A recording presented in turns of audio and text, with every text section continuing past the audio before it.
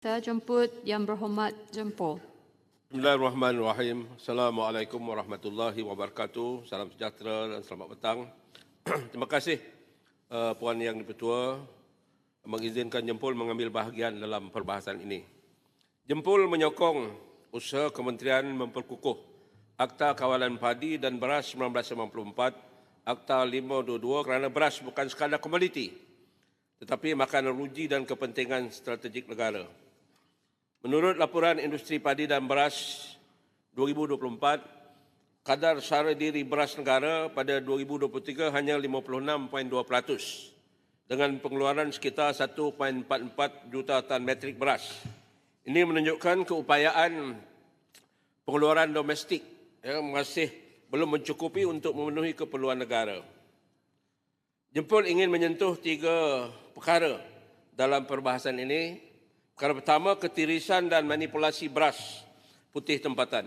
Harga shilling beras putih tempatan kekal RM2.60 sekilogram, sedangkan beras putih import dijual pada harga lebih tinggi. Isunya, apabila beras tempatan yang murah boleh dicampur atau dijual semula sebagai beras yang lebih mahal, wujud ruang untuk pihak tidak bertanggungjawab yang mengaut keuntungan daripada perbezaan harga tersebut. Justru Jempol menyambut baik kuasa menetapkan grade dan mengawal harga beras. Namun mustahil untuk penguat kuasa memeriksa setiap kampit satu persatu. Kerajaan perlu melaksanakan rekod stok mengikut grade, sistem jejak digital dari kilang hingga peruncit serta pemeriksaan sampel berasaskan risiko. Dengan itu, jumlah beras masuk diproses dan dijual dapat dipadankan bagi mengesan pencampuran atau penyelewengan stok.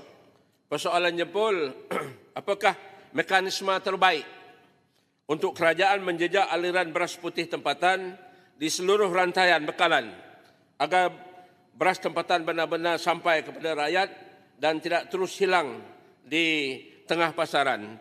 Puan Yang di-Pertua, perkara yang kedua ialah kelangsungan pesawah dan pengeluaran domestik. Kerajaan telah menaikkan harga lantai belian padi daripada RM1,300 kepada RM1,500 satu tan metrik. Peningkatan sekitar 15.4%. Sedangkan harga shilling beras putih tempatan kekal RM2.60 sekilogram. Langkah ini perlu diimbangi dengan teliti supaya kos dalam rantaian bekalan tidak akhirnya menjejaskan pesawah atau bekalan kepada pengguna. Menurut laporan Suruhanjaya Persaingan Malaysia, negara mempunyai sekitar 230,119 orang pesawah padi di seluruh negara dengan keluasan penanaman padi 614,061 hektar dengan kadar sara diri beras hanya 56.2%. Kelangsungan pesawah berkait langsung dengan keterjaminan makanan negara.